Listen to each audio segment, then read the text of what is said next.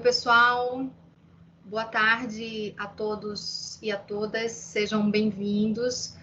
Estamos em mais uma oficina da Verso. Desta vez o tema é entrevistas no jornalismo, tipos, desafios e exemplos. Eu sou Carolina Cavalcante, sou professora do curso de jornalismo do UniFBV e sou também a coordenadora da agência Verso.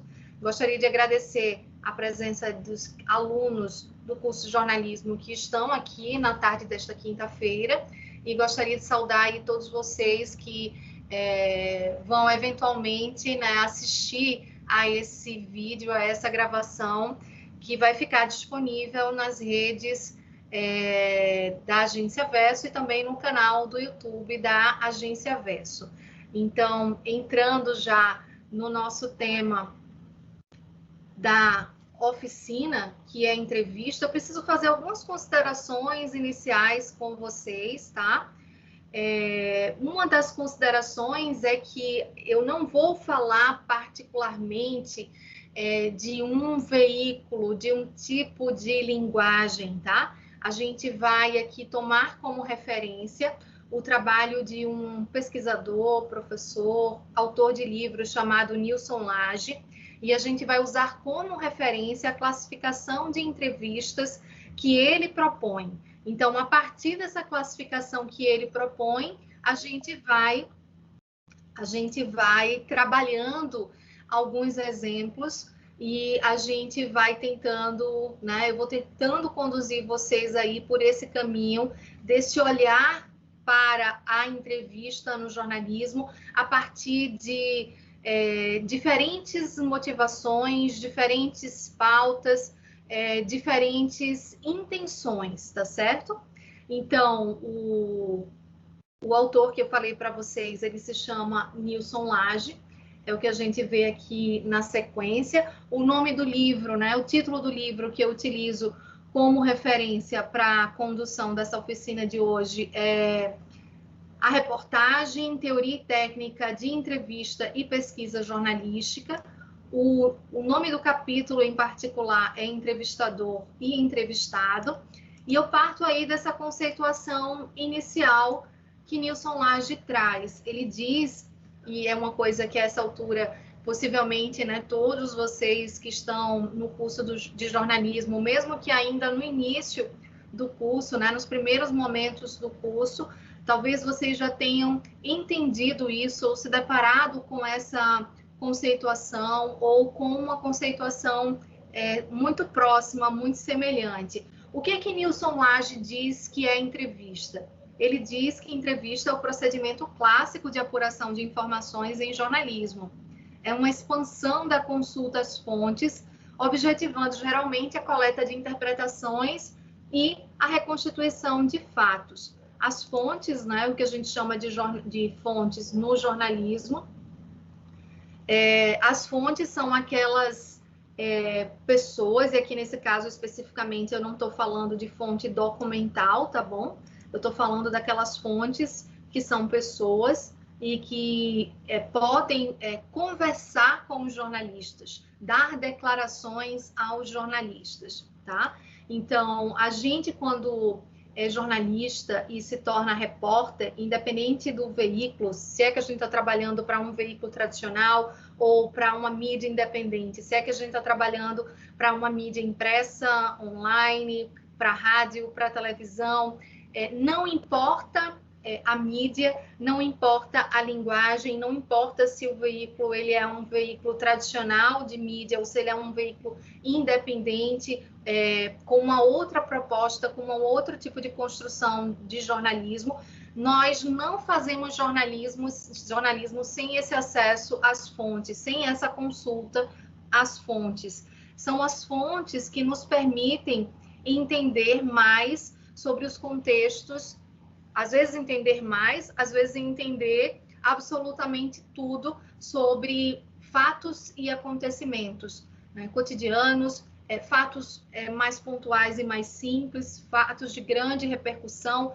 porque infelizmente nós, jornalistas, uma vez repórteres, né, quando repórteres, nós não temos a capacidade que é uma capacidade que se atribui a Deus, né?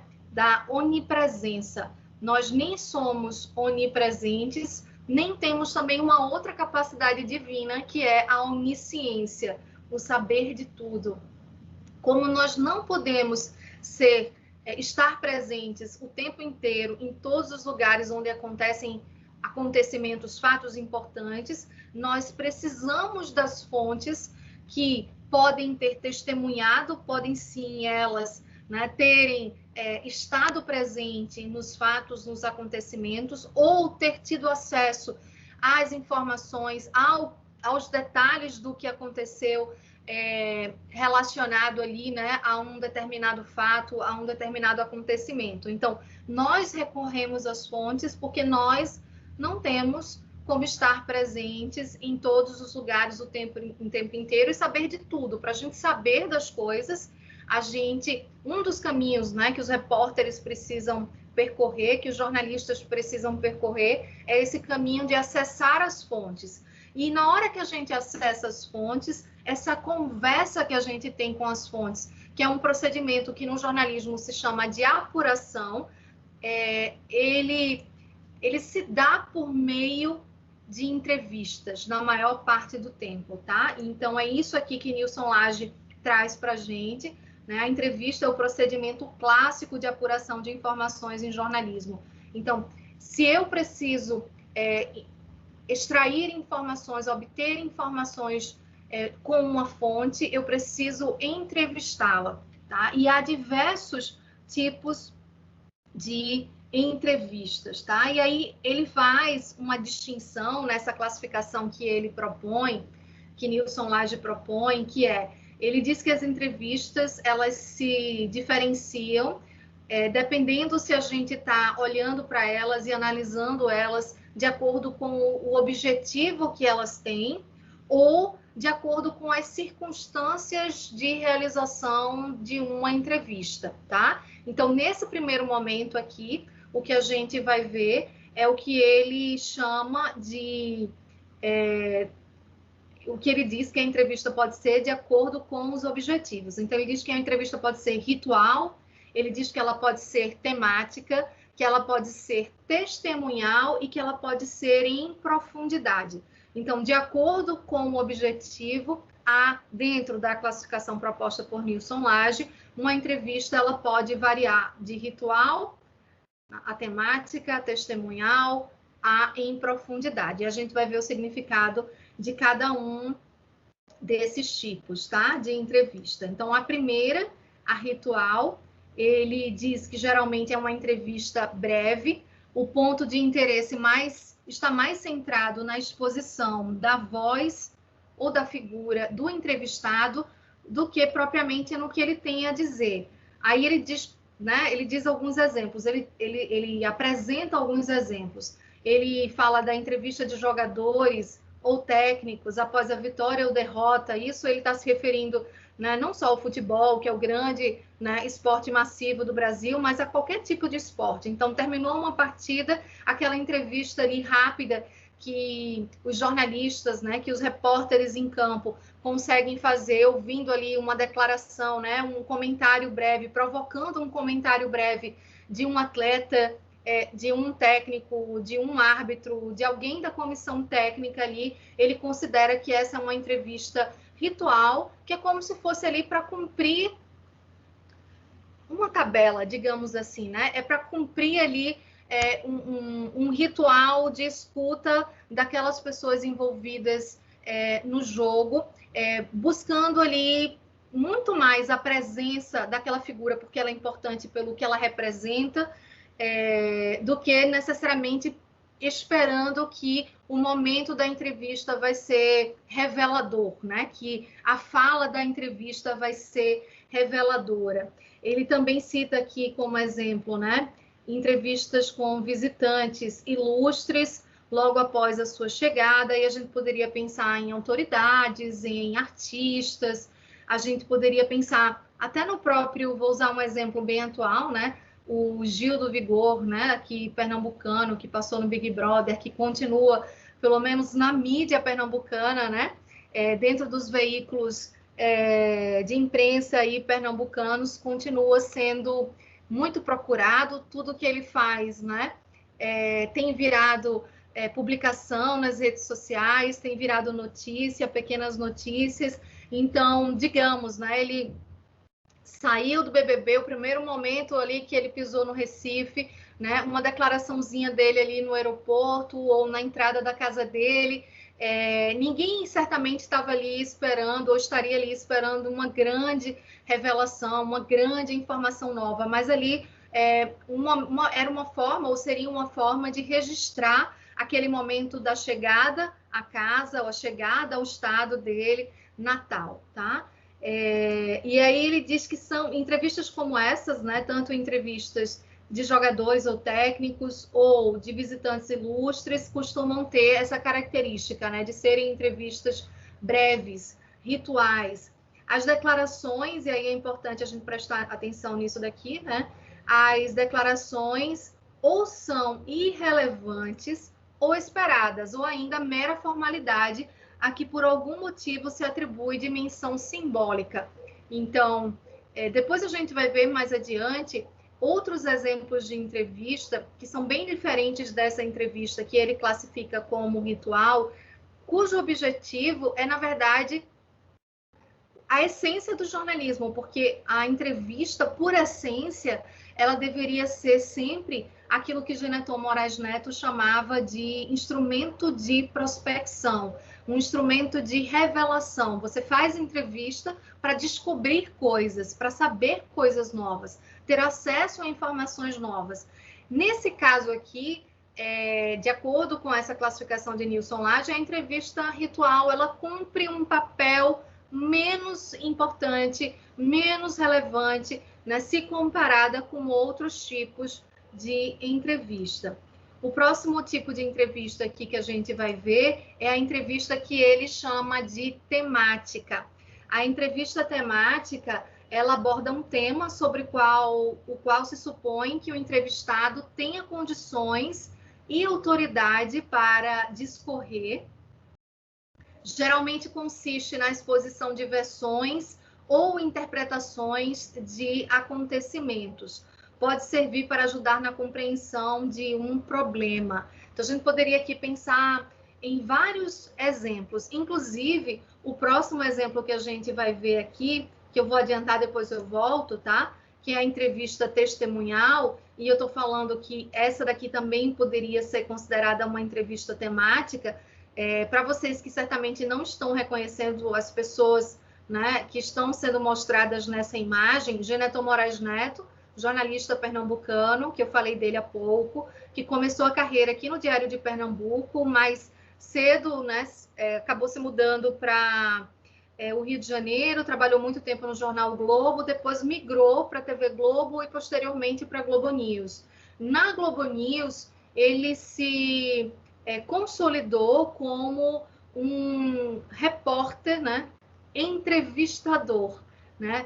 E a capacidade, a habilidade dele de fazer entrevistas, de extrair informações relevantes das fontes, sempre foi reconhecida, essa habilidade, a capacidade sempre foi reconhecida, tanto pelo público quanto pelos seus pares, né? Pelos colegas jornalistas, pelos colegas repórteres.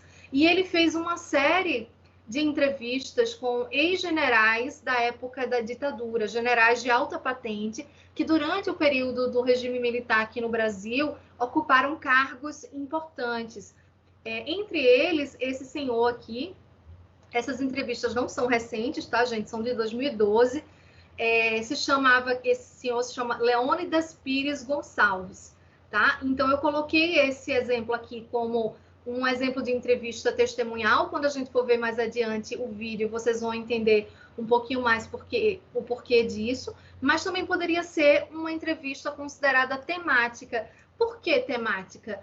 Porque o tema em particular da entrevista era o regime ditatorial no Brasil de 1964 até 1984, 85. Então, tinha um tema específico, era o período da ditadura aqui no Brasil, tá? Então, a gente poderia considerar que o tema da entrevista era esse, um tema em particular. E aí, repetindo aqui por reforço, né, o que Nilson Lage diz. O que é a entrevista temática? Ela aborda um tema sobre o qual se supõe que o entrevistado tenha condições e autoridades para discorrer. Por que que o general Leônidas Pires Gonçalves tem condições, ou teria condições, de ser uma pessoa convidada, e, diga-se de passagem, com um acesso super difícil a ele, né? Uma pessoa difícil, né? Não estava ali disponível, não estava ali acessível. Por que que ele, né, seria uma pessoa indicada para falar dessa temática ditadura, período, né, do regime militar no Brasil? Pela vivência dele, porque ele foi comandante do Exército, ocupou um cargo importante no Exército durante o período em questão, que é o tema da entrevista. Então, a entrevista que Geneton fez com ele, Geneton Moraes Neto, tanto poderia ser considerada uma entrevista temática, como poderia ser considerada uma entrevista testemunhal. Eu preferi aqui colocar a entrevista com o general como uma entrevista testemunhal, porque tem uma particularidade nessa entrevista, né? Ele, quando começa a entrevista, ele faz questão de dizer para Geneton, e isso aparece no material que foi levado ao ar na Globo News, ele diz que ele só vai falar sobre aquilo que ele testemunhou diretamente. Ele não vai falar de nada que ele não tenha vivido pessoalmente. Ele não ia falar, por exemplo, ou ele não estava disposto a falar, ele não aceitaria falar sobre algum outro comandante, sobre alguma situação que aconteceu no período da ditadura militar, mas da qual ele não tenha tido participação direta, ou não tivesse tido participação direta, tá? Então, eu preferi colocar ele como exemplo daquilo que o Nilson Lage chama de entrevista testemunhal. E ele diz que a entrevista testemunhal, ela é o relato do entrevistado sobre algo de que ele participou ou a que assistiu. A reconstituição do evento é feita aí do ponto de vista particular do entrevistado, que usualmente acrescenta suas próprias interpretações. Em geral, não se limita a episódios em que o entrevistado se envolveu diretamente, mas inclui informações a que ele teve acesso. No caso do general, como eu falei para vocês, ele se negou de antemão, ele já começou a entrevista com o Geneton dizendo: se eu não me envolvi diretamente, se eu não estive envolvido diretamente, eu me recuso a falar sobre isso. Então, ele se dispôs a dar a entrevista, a conversar com o Geneton, a ser entrevistado por Geneton, mas diante de duas, né, dentro de duas condições. Uma era essa, que Geneton não provocasse ele a falar sobre coisas que ele não tivesse vivido diretamente, e a segunda coisa é que na edição as falas dele não fossem tiradas de contexto. Então, ele ali, né, como um ex-comandante, continuava ali querendo exercer algum tipo, né, de controle, tá? A gente chega agora em um outro tipo de entrevista, o último tipo de entrevista que Nilson Lage classifica, né, como dentro dos objetivos. Uma entrevista pode ser ritual, nós já vimos, ela pode, deixa eu voltar aqui, né, para a gente ir relembrando. Ela pode ser ritual, ela pode ser temática, ela pode ser testemunhal e ela pode ser em profundidade, tá? Então, a gente já passou por essas aí e a gente vai ver agora o que seria essa entrevista em profundidade. Aqui eu trouxe dois exemplos de grandes atrizes brasileiras. Fernanda Montenegro, né, que todos vocês certamente conhecem e reconhecem o trabalho dela, fez 90 anos recentemente. E do lado direito, Ruth de Souza, que ontem, se estivesse viva, teria feito 100 anos. Ela morreu em 2019. E ontem, muitos veículos de comunicação publicaram reportagens sobre ela, sobre o trabalho dela, sobre o que o trabalho dela significou para o teatro brasileiro, para as artes cênicas brasileiras, para a televisão brasileira. Eu acho que Fernanda Montenegro é uma atriz muito mais conhecida de vocês, então acho que dispensa aqui eu falar tudo, né? Ou tentar falar o que ela significa para o teatro, para a televisão e para o cinema brasileiro, tá? Então, o que seria a entrevista em profundidade? Porque eu trouxe esses dois exemplos. Segundo o Nilson Lage, o objetivo da entrevista em profundidade não é um tema particular ou um acontecimento específico, mas a figura do entrevistado, a representação do mundo que ele constrói, uma atividade que desenvolve ou um viés de sua maneira de ser. Procura-se construir uma novela ou um ensaio sobre o personagem a partir de seus próprios depoimentos e impressões. Tá? Então, acho que não se refere só à cultura, não se refere só a artes cênicas, não se refere só a entretenimento, dramaturgia, mas eu achei que essas duas personagens, pelo que elas representam para a arte da interpretação, né, no Brasil, com suas aí diferentes linguagens, elas representam bem o que ele traz aí, né, como explicação ou descrição do que é uma entrevista em profundidade. Agora a gente entra em um outro aspecto que ele considera que são as circunstâncias de realização, tá? Ele diz que a entrevista, de acordo com as circunstâncias de sua realização, elas podem ser consideradas ocasionais, de confronto, coletiva e dialogais.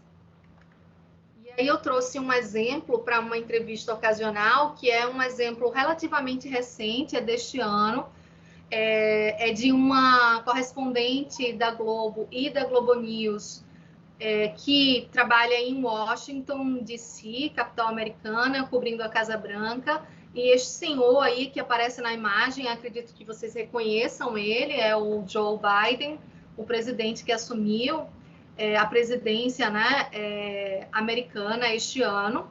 E Raquel Crahenbull, que é o nome dessa repórter, ela teve a oportunidade de acompanhar foi a primeira repórter brasileira de uma televisão brasileira a acompanhar a posse de um presidente americano a partir dos bastidores, né? Não a partir das cerimônias oficiais, mas a partir dos bastidores de todo o dia da posse, de todas as cerimônias que acontecem no dia da posse de um presidente americano. E aí, nesse momento aí, essa imagem que a gente vê no slide, ele está chegando, ele vinha caminhando e ele está se aproximando da entrada de um prédio. Eu não vou saber dizer a vocês exatamente qual é esse prédio, mas Raquel se posicionou junto com outros repórteres ali naquele espaço, eles tinham autorização para isso, eles estão, como eu falei, né, estavam aí nessa ocasião acompanhando os bastidores, né, fora daqueles lugares de maior protocolo das cerimônias, e na hora que ele se aproxima, ela coloca uma pergunta, né, que não estava ali, ele não estava esperando, que não tinha sido planejada, que não foi dentro de uma entrevista produzida. E aí esse tipo de entrevista, o Nilson Lage diz que é ocasional, né? E como é que ele descreve essa entrevista ocasional? Ele diz que ela é não programada ou pelo menos não combinada previamente. O entrevistado é questionado sobre algum assunto, tem um errinho aí na digitação, né, sobre algum assunto, e o resultado pode ser interessante, porque sem ter se preparado e sem estar preso ao compromisso de veracidade e relevância de qualquer conversa, dará provavelmente respostas mais sinceras e menos cautelosas do que se houvesse aviso prévio. E depois eu vou corrigir esse texto, ele está com alguns equívocos, né, de digitação, mas a ideia central desse texto é que não há uma produção, não há um agendamento. Ela é uma entrevista que é feita no improviso, sem aviso prévio, né? Como diz o próprio autor, tá? E a gente poderia pensar aqui que aquela entrevista também, por exemplo, que um jogador dá ao sair de um campo, né? De uma quadra, também poderia ser considerada ocasional, A maior diferença talvez seja porque um atleta, sabendo que há uma cobertura jornalística daquela partida na qual ele está trabalhando, ele de alguma forma ali, se ele teve um papel de destaque, se ele foi protagonista de alguma situação, ele pode já imaginar que ele vai ser ali acionado, né? Que ele vai ser demandado por algum repórter. E aí, talvez por isso ele não cite o exemplo de entrevistas com políticas lá no Ritual, mas poderia ter sido também, tá? A ocasional e a Ritual, elas se parecem também, né? Por essa entrevista ali, que ela é um pouco mais curta, ela é um pouco mais rápida, ela não tem aviso prévio, ela é ali no improviso, tá? Então, acho que esse exemplo de Raquel tem se mostrado uma correspondente aí bem ousada, ela sempre faz, né, sempre está presente em todas as coletivas, ela sempre faz perguntas, ela sempre participa desses momentos aí em que ela tem a oportunidade de colocar questões que tragam a fala do presidente ou do porta-voz ou de algum secretário para a realidade brasileira, para as relações entre Brasil e Estados Unidos, para políticas que digam respeito à economia brasileira, à relação entre os dois países, Estados Unidos e Brasil. Esse aqui é um outro tipo de entrevista que, de acordo com as circunstâncias de sua realização, o Nilson Lage chama de entrevista de confronto. Por que confronto? Por que ele chama de entrevista de confronto? E por que será que eu trouxe essa imagem aí, né, de um jornal nacional de 2014? Primeiro eu vou para a definição, depois eu vou falar um pouquinho desse exemplo. Nilson Lage diz que a entrevista de confronto é a entrevista em que o repórter, eu coloquei entre aspas repórter, porque nesse caso eu não trouxe uma repórter, né, para exemplificar. Eu trouxe uma jornalista que, nesse momento da entrevista, é uma apresentadora que está entrevistando a então candidata à presidência da República, Marina Silva, tá? Então, não necessariamente o repórter apenas, mas pode ser um apresentador, pode ser um âncora, tá? Então, vamos pensar de forma mais ampla e vamos pensar no jornalista que faz entrevista, o que conduz uma entrevista. Então, Nilson Lage diz que é a entrevista em que o repórter assume o papel de inquisidor, despejando sobre o entrevistado acusações e contra-argumentando, eventualmente com veemência, com base em algum dossiê ou conjunto acusatório. Perdão, gente. O repórter atua, então, como promotor em um julgamento informal. A tática é comum em jornalismo panfletário, quando se pretende ouvir o outro lado sem lhe dar, na verdade, condições razoáveis de expor seus pontos de vista. Faltou acento aqui no segundo repórter, depois eu corrijo isso daqui para mandar esse material para vocês. Então, por que esse exemplo? Por que eu trouxe esse exemplo? Eu trouxe Marina Silva, mas eu poderia ter trazido qualquer outro candidato que, em 2014, concorreu à presidência da República, às eleições para presidente, ou qualquer candidato que participou das eleições também em 2018. O Jornal Nacional, que era o telejornal que Patrícia Poeta apresentava nessa época, ele, quando vai conduzir essas entrevistas com os candidatos, assume esse papel de inquisidor. Os apresentadores, no caso, Patrícia Poeta, em 2014, e William Bonner, que também estava na bancada com ela, sentava a bancada com ela. E em outros anos, obviamente, outros apresentadores. Já foi Fátima, já foi Renata, que é a atual apresentadora do Jornal Nacional, ao lado de William Bonner. Eles assumem um papel de quem quer colocar os candidatos contra a parede. E aí basta vocês assistirem qualquer entrevista de eleições conduzida dentro do Jornal Nacional que vocês vão perceber essas características. Não necessariamente porque o que o Jornal Nacional faz é jornalismo panfletário, não é isso que eu estou dizendo, tá? Mas é porque eles assumem essa postura inquisidora, eles se munem de muitos argumentos, de muitos dados, de muitos números, de muitas situações, e eles despejam, que é um termo aqui, né, que o autor coloca, essas informações nos candidatos, nos entrevistados, e praticam, de alguma forma, um julgamento informal. E pior, né? Essa é a pior parte que eu acho dentro do exemplo. Como as entrevistas das eleições, elas têm um tempo muito apertado, tudo é muito cronometrado, fica muito difícil que as pessoas provocadas, que os candidatos provocados tenham chance, tempo suficiente de formular suas respostas. Então, muitas vezes, a maior parte do tempo fica na voz e fica para os apresentadores, e fica muito pouco tempo, sobra muito pouco tempo para os candidatos que estão ali se expressarem, se justificarem, se defenderem, argumentarem, seja qual for a situação, tá? Então, esse é um exemplo que vocês podem depois verificar e ver se vocês, né, percebem como essas características se apresentam. Não se iludam, tá, gente, de que um tom de voz suave, né, que uma fala tranquila de um apresentador tira o tom inquisidor. O tom inquisidor não está numa fala necessariamente em tom de voz alterado, tá? Não está no uso de palavras inadequadas. O tom inquisidor está na forma como a entrevista ela é conduzida ou pode ser conduzida. E isso não só na televisão. Veja, é mais fácil a gente analisar uma entrevista na televisão porque a gente está vendo o processo. A entrevista foi realizada ao vivo, a gente testemunhou, quem assistiu na época testemunhou ao vivo.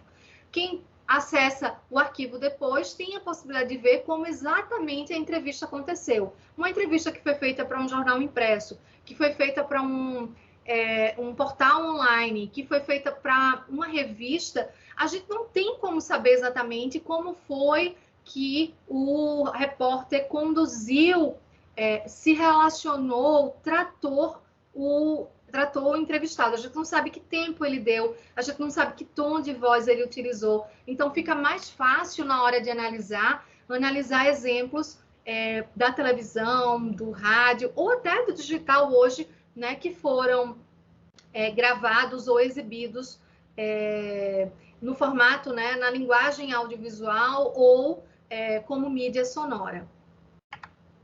E aí a gente entra num tipo de entrevista que talvez seja a mais familiar para vocês, embora a maioria de vocês, eu acredito, não tenha vivido ainda, não tenha tido a experiência de viver esse tipo de entrevista ainda, que é a entrevista coletiva, tá? Então, eu trouxe 2 exemplos para a gente falar sobre entrevista coletiva.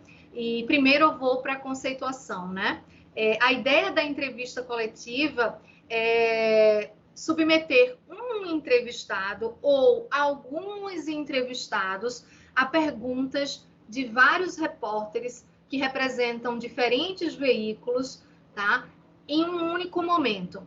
Então, a entrevista coletiva, para quem produz a entrevista coletiva, para quem provoca a entrevista coletiva, para quem convoca os veículos a acompanharem uma entrevista coletiva, resolve alguns problemas de disponibilidade de tempo, né, do entrevistado ou dos entrevistados, porque em várias situações, por exemplo, seria impossível atender a todos os veículos de comunicação que têm interesse no tema daquela entrevista coletiva.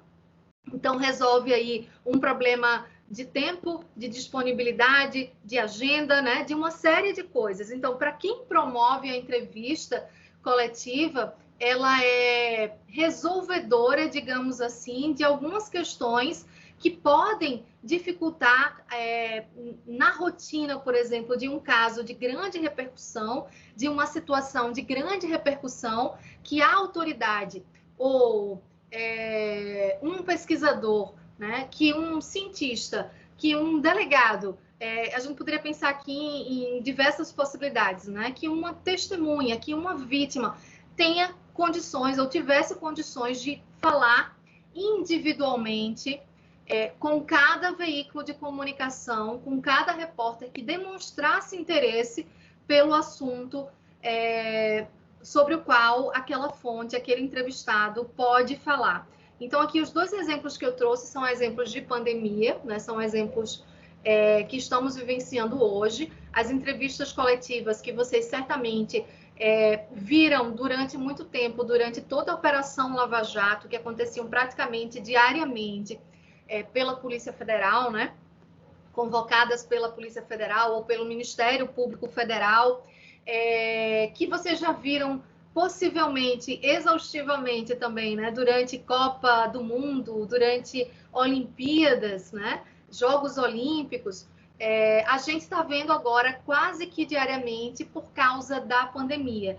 Então, o primeiro exemplo é do estado de São Paulo e o segundo exemplo é do estado de Pernambuco, tá? Então, a gente tem aí a coletiva como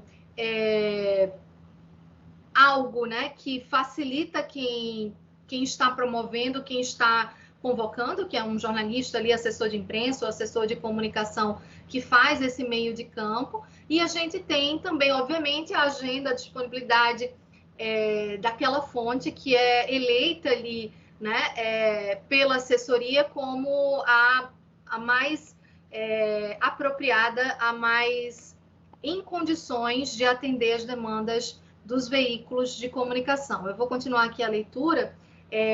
Entrevistas coletivas são comuns quando há interesse geral por algum ou alguns personagens que acabam, né, de participar ou assistir a um evento interessante, né? Não só isso, né? Alguma autoridade, por exemplo, o governo do estado de São Paulo, o governo do estado de Pernambuco, medidas que estão sendo tomadas, né, em relação ao isolamento social, ao funcionamento dos estabelecimentos, à vacinação, a abertura de novos leitos, ao aumento de números, né? Uma série de questões que, por causa do contexto que estamos vivendo da pandemia, são informações que estão presentes diariamente na cobertura de todos os veículos de comunicação. Elas também podem ser programadas como parte da promoção de espetáculos, eventos culturais ou vendas de produtos que embutem alguma criação ou tecnologia, né? A Apple faz muito isso, né? Quando lança algum novo produto, mas não só a Apple, tá, gente? Quem cobre tecnologia está acostumado a ser convidado a participar, né, das coletivas de divulgação dos novos produtos, dos novos equipamentos. Então, não necessariamente a coletiva é só sobre algo factual, ou seja, sobre a notícia do dia. Também não é necessariamente apenas sobre questões políticas, econômicas, né, policiais, mas ela pode ser também sobre eventos culturais, ela pode ser sobre questões tecnológicas, né, divulgações de produtos tecnológicos, sobre eventos esportivos, etc, etc, etc. Tá? Então, a gente, nesse exemplo aí, nesse texto, a gente tem a percepção da importância que a coletiva ela tem, né, para quem está organizando, para quem está fazendo a gestão desse processo, de como ela resolve problemas, né, ou pode resolver problemas, mas aí a gente vê agora uma outra questão, né, que é um outro lado. Qual é o outro lado? Né? Aqui já é uma imagem que a gente está vendo agora do secretário André Longo, secretário de Saúde, e eu não sei quem é a pessoa que está sentada ao lado dele, mas as outras duas pessoas que estão mais à direita na foto, né? A gente tem a mediadora da coletiva e a gente tem um tradutor de Libras, né? Um intérprete de Libras. Por que a presença da mediadora aí? Muitas entrevistas coletivas, elas são mediadas pelo jornalista que é assessor de imprensa, tá? Daquela organização, daquela instituição, daquele artista, daquele político, tá? Então, o que é que o jornalista que assume ali a função de mediação faz?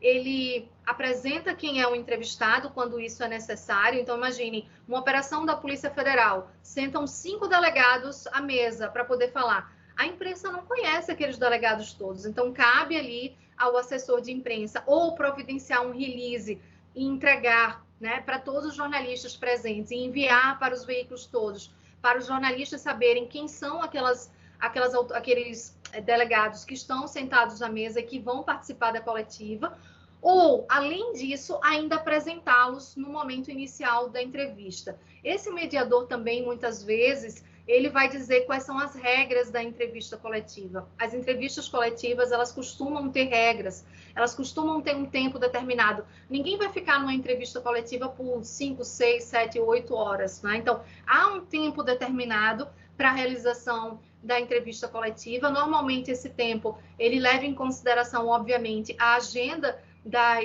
das fontes ali dos entrevistados que vão dar as informações, que vão prestar os esclarecimentos, mas também leva em consideração também os deadlines de cada dos veículos, né, que estão participando ali da entrevista coletiva. Então, o mediador, ele diz, né, por quanto tempo aquela entrevista vai durar, ele apresenta quem são as fontes que vão prestar esclarecimentos, que vão dar informações, que vão dar alguma declaração, e o mediador também vai dizer qual é a regra de participação. Se as perguntas têm que ser enviadas para o mediador, e o mediador faz as perguntas, se as pessoas têm que se inscrever antes, né, dizer seu nome e esperar ser chamado para poder fazer a sua pergunta, se basta levantar a mão na hora, né, se apresentar na hora e colocar a sua pergunta. Então, tem uma série de regras que podem acontecer para a melhor organização daquele momento, e é o mediador, muitas vezes, que vai conduzir.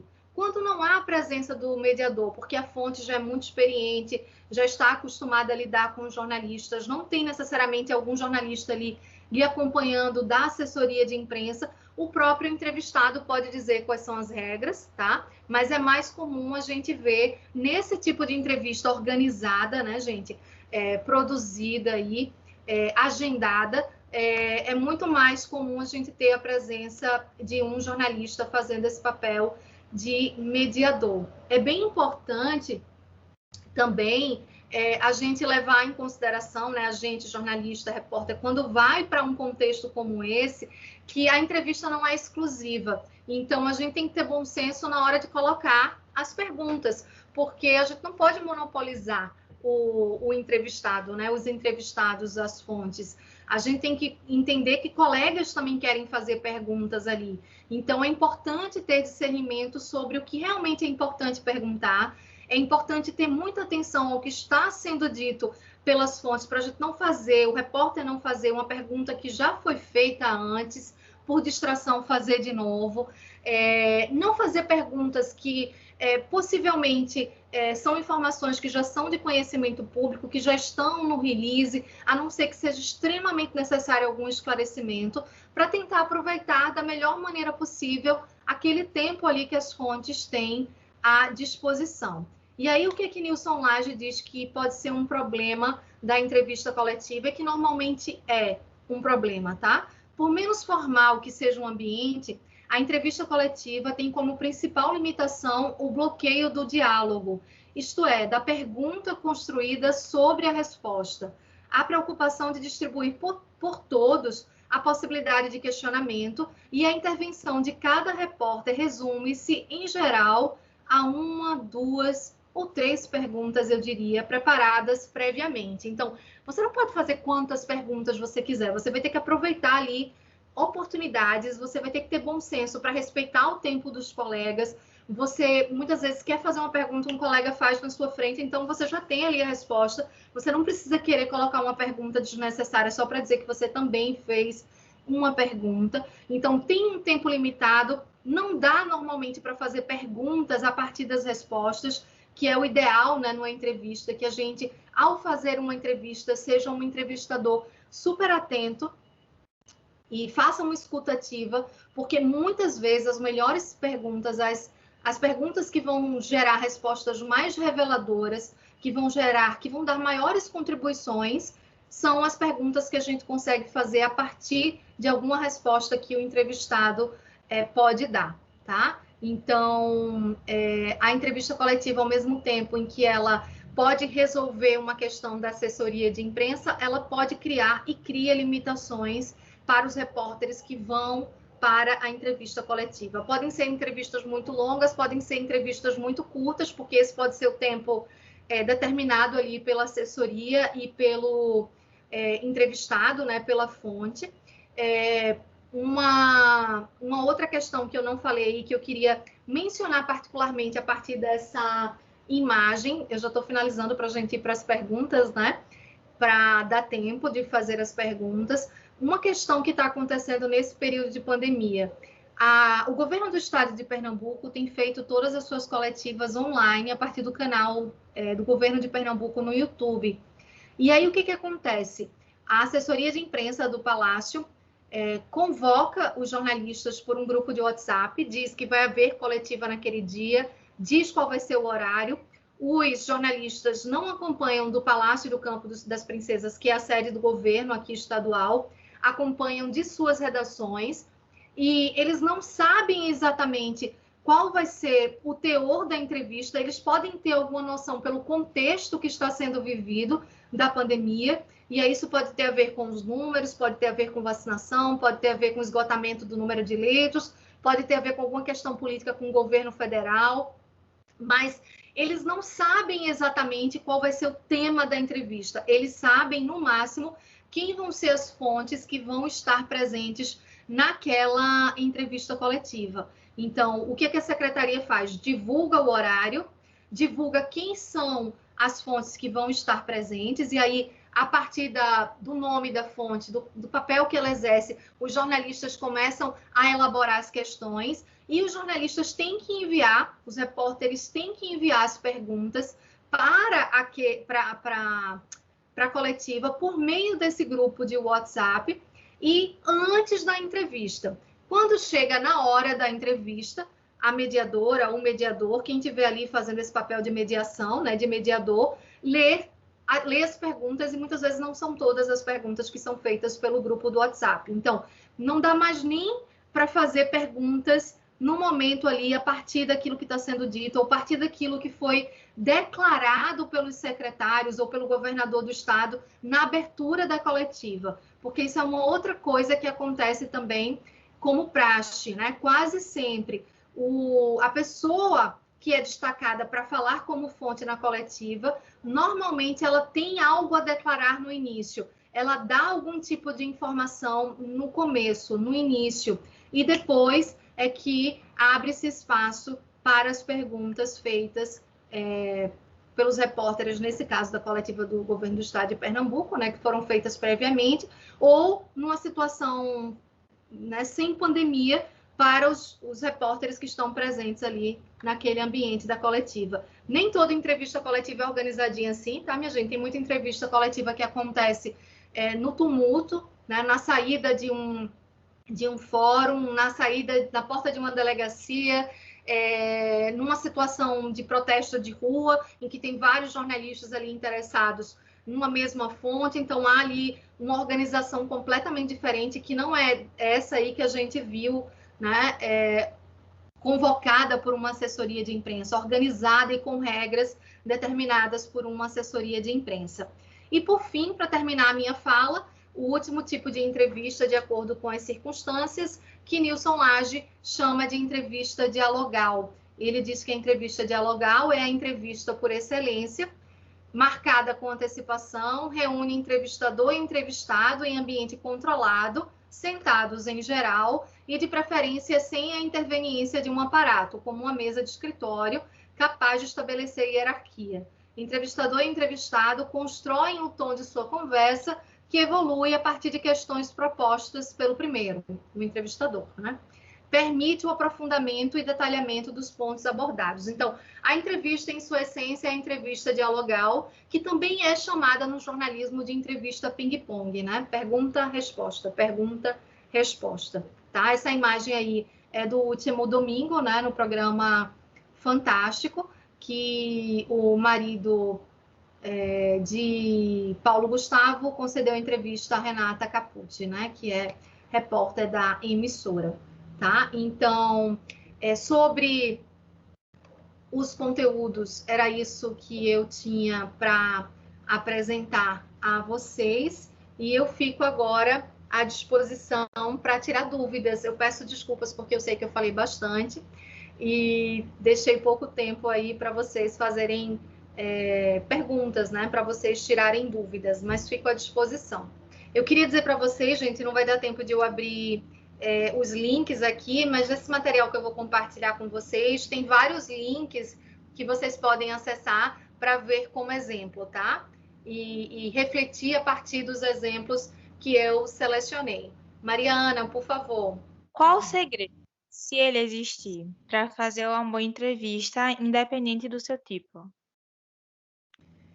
Maria, não tem realmente uma resposta simples, não tem uma resposta direta, mas eu acho que há algumas técnicas e alguns cuidados e algumas atitudes que podem levar a uma boa entrevista, tá? Então, eu diria que planejamento, né? Pesquisa, planejamento, você saber quem é a sua fonte, qual é o expertise dela, você se debruçar sobre aquele assunto que você vai desvendar através de uma entrevista, você ter humildade como repórter, né, no trato ali com a sua fonte, com o seu entrevistado, ter respeito por ele, mas também não ter medo dele, né, não se sentir encurralado por ele, não se sentir amedrontado por ele, você ter respeito pela sua fonte,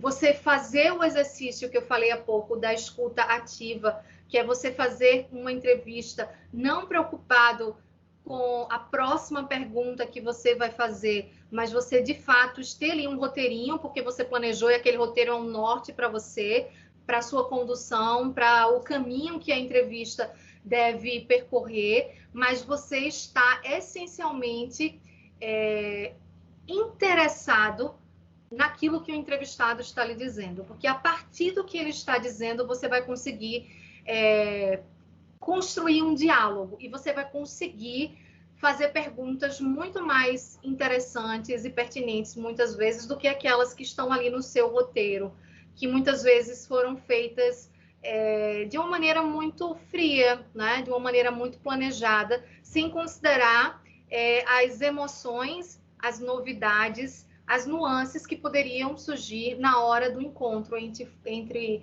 entrevistado, né? Entrevistador e entrevistado. Então, uma outra coisa que eu acho que eu diria, eu falei respeito, né? Eu falei escuta ativa, eu falei planejamento, né? Pesquisa, produção, e eu acho que uma última questão aí, uma última coisa que pode contribuir para uma boa entrevista, que tem a ver com respeito também, né? Você não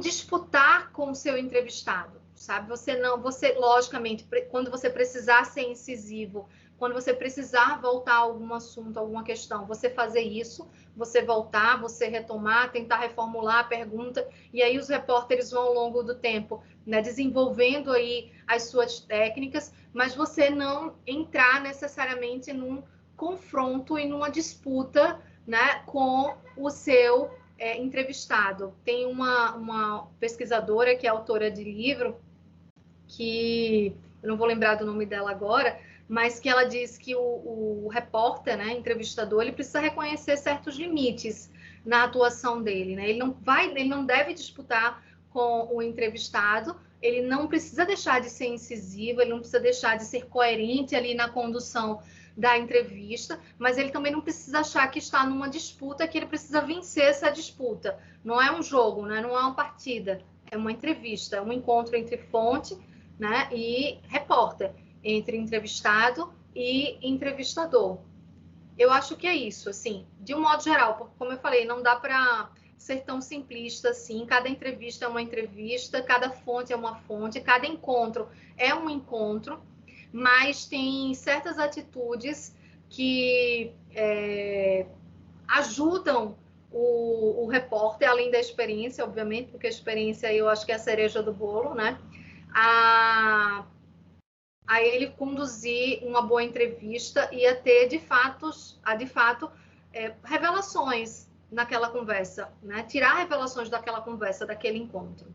Ok, Carol, respondido. Eu acho que eu devia ter visto essa oficina antes de fazer a minha primeira entrevista.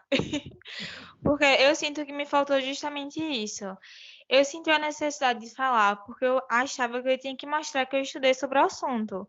Mas não, quem tem que falar não sou eu tenho que escutar e argumentar se necessário, assim, volta na pergunta, ou se não, olha, e tal dado, o que você acha?